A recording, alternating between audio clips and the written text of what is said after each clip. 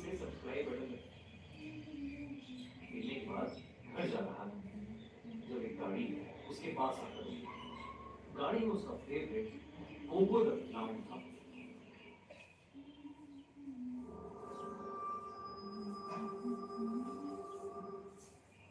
Splendor नाम के formula legend के बारे में तो आप सब ने सुना होगा, लेकिन क्या आप जानते हैं कि स्प्लेंडर मैन कौन था और कहां से आया था? आज इस स्टोरी में मैं आपको स्प्लेंडर मैन की रियल ओरिजिन स्टोरी के बारे में बताऊंगा। स्प्लेंडर मैन का असली नाम साइमन था। साइमन बचपन से ही थोड़ा अजीब था, जिसे पार्क से ज्यादा घने जंगलों के बीच जाकर खेलना पसंद था। वो रात में भी जंगल में जाने से नहीं डरता था। एक रात साइमन के घर में आग लग गई, जिसमें उसका पूरा घर जल के राख हो गया। उसके पेरेंट्स की भी उस आग में जलकर मौत हो गई। 10 साल का था जब उसके साथ ये घटना घटी। उस रात वो मदद के लिए दर दर भटका, मगर उसे कोई नहीं मिला। वो घूमते घूमते जंगल के बीचों बीच जा पहुंचा, जहां उसे एक घर दिखाई दिया। वहां एक बूढ़ी औरत रहती थी, जिसने उसे अपने साथ अपने घर पर रख लिया और उसकी देखभाल करने लगी। वो बूढ़ी औरत अपनी पोती एंजेलिना के साथ उस घर में अकेली रहती थी।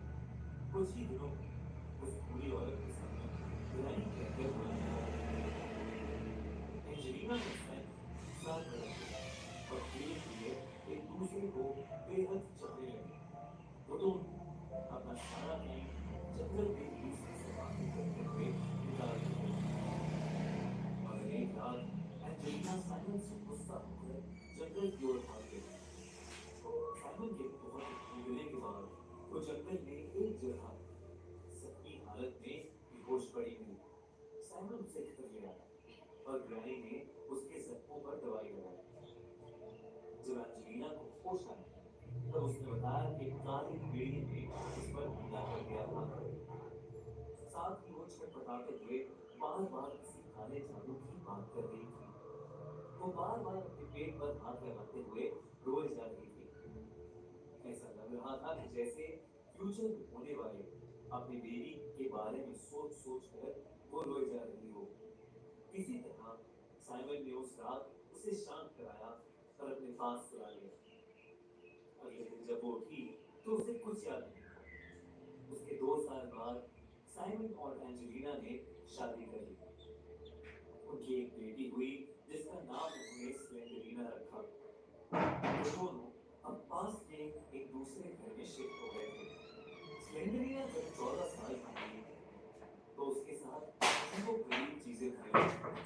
उसे बार बार एक काला साया दिखता, कुत्ते की भयानक आवाजें सुनाई देती। एक बार साइमन उस घर में जो देखा, उसे देख के उसे रोक के खड़े हो गए।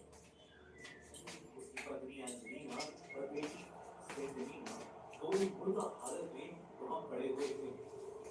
ये देखकर साइमन पूरी तरह से डर गया और उसने अपनी जान ले ली।